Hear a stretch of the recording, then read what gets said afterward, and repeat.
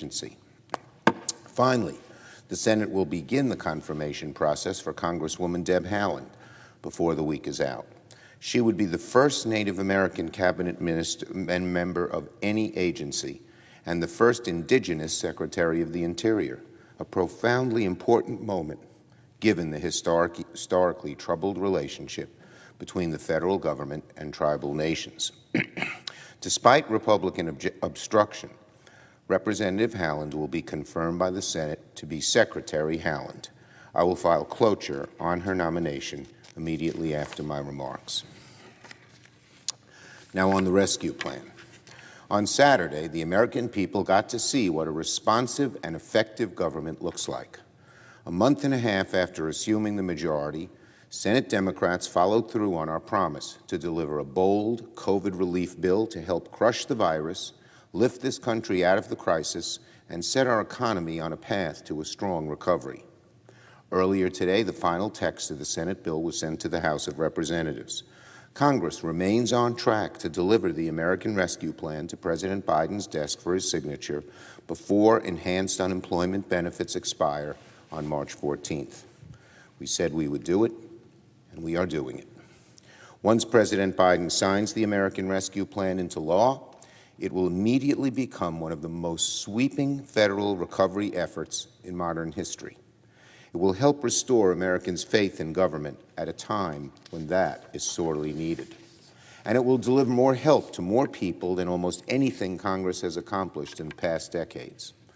Already, the positive reviews are pouring in. According to several reports, the bill will help millions of Americans save hundreds of dollars in health care costs, thanks to a historic expansion of the child tax credit, up to $3,000 per child under 17 for an overwhelming majority of families. Analysts predict the American Rescue Plan will cut child poverty in half. Let me say that again. Analysts predict the American Rescue Plan will cut child poverty in half. This has been the goal of this country for decades, and now we are taking real steps to accomplish it.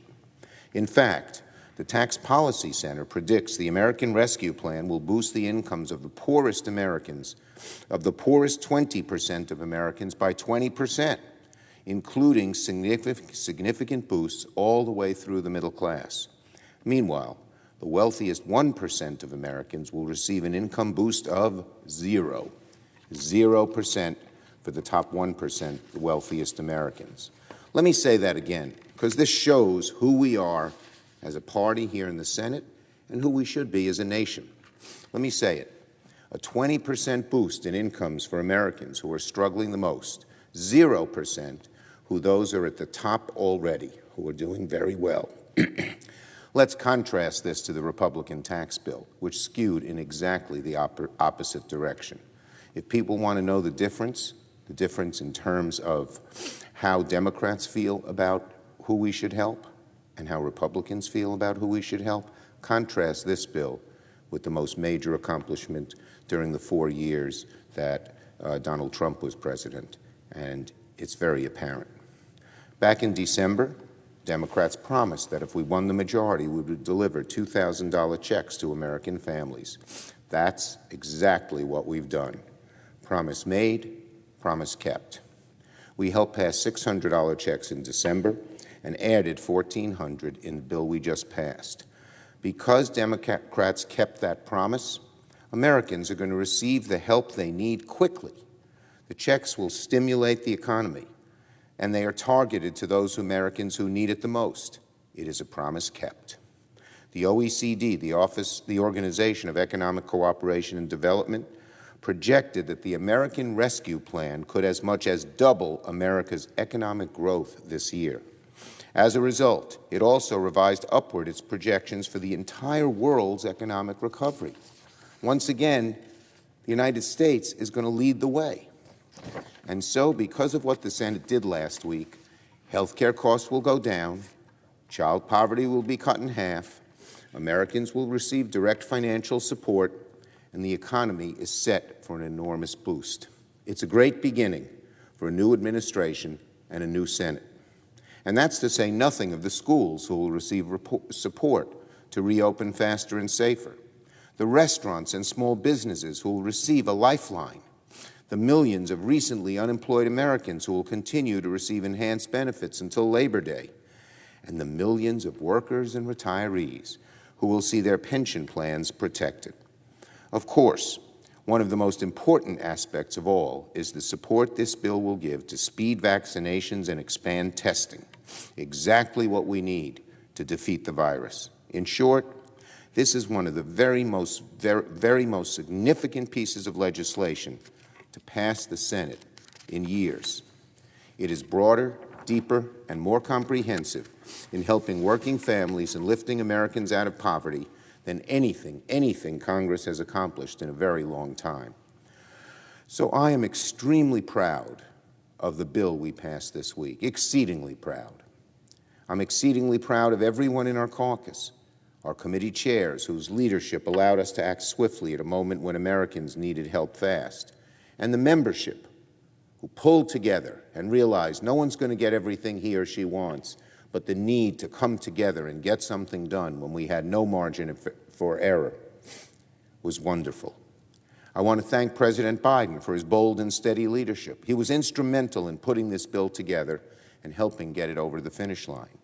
And I'm exceedingly proud of the staff who toiled behind the scenes, who worked incredible hours under incredible stress to prepare, perfect, and pass the American Rescue Plan.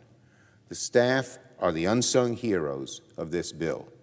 So I want to spend just a moment to sing their praises. First of all, to all the members and staff of the Senate committees, thank you. I have submitted all of their names into the congressional record to acknowledge their weeks of hard work, assembling different portions of the bill, negotiating compromises, writing legislative text, petitioning the parliamentarian, and managing a colossal amendment process.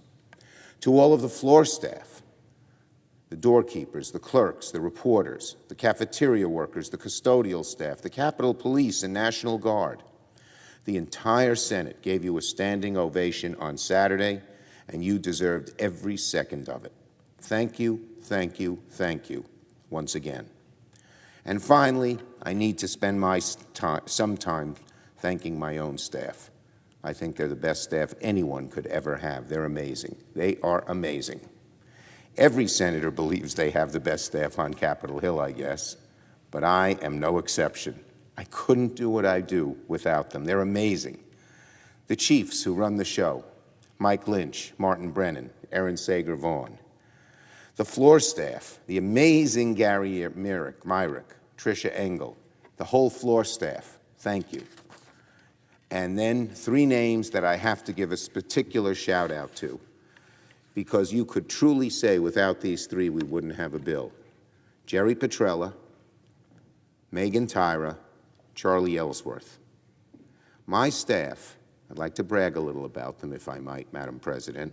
My staff boasts some of the most brilliant legislative minds in the country, folks who know the nitty-gritty of every issue in their portfolio, who fashion solutions to the most difficult problems in the country and then turn those solutions into action. So thank you to my executive team, who keeps me somewhat on time and is a tremendous asset to the entire Democratic caucus. Thank you to our phenomenal research team, ready to supply the right fact at the right moment. You ask them, look this up, find this out. Boom, the answer appears right away.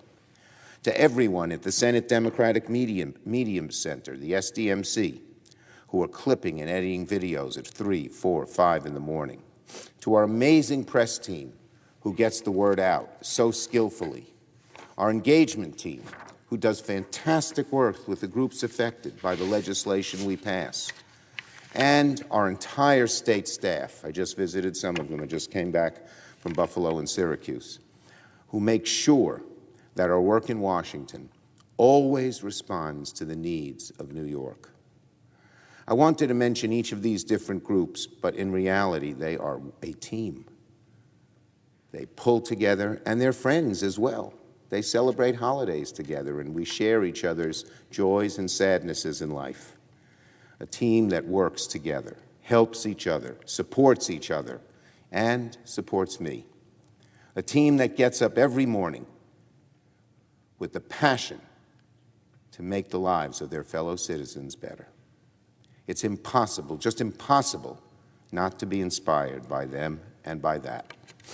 So, I would ask unanimous consent to enter the names of my entire staff into the record, because as I told them on the phone Sunday, even if they do nothing else in life, they have saved by their work many, many lives. They have made the lives of millions, millions of people considerably better because of their hard work, their dedication, and their caring. So I'd like to unanimous consent to enter the names of my entire staff into the record. Without objection. I want them all to know how much I appreciate their work, but how much the country does, and what a great difference it has made in the trajectory of our wonderful nation. I yield the floor. Nope, I don't yield the floor. I finished my speech, but I will not yield the floor because we have some business to do.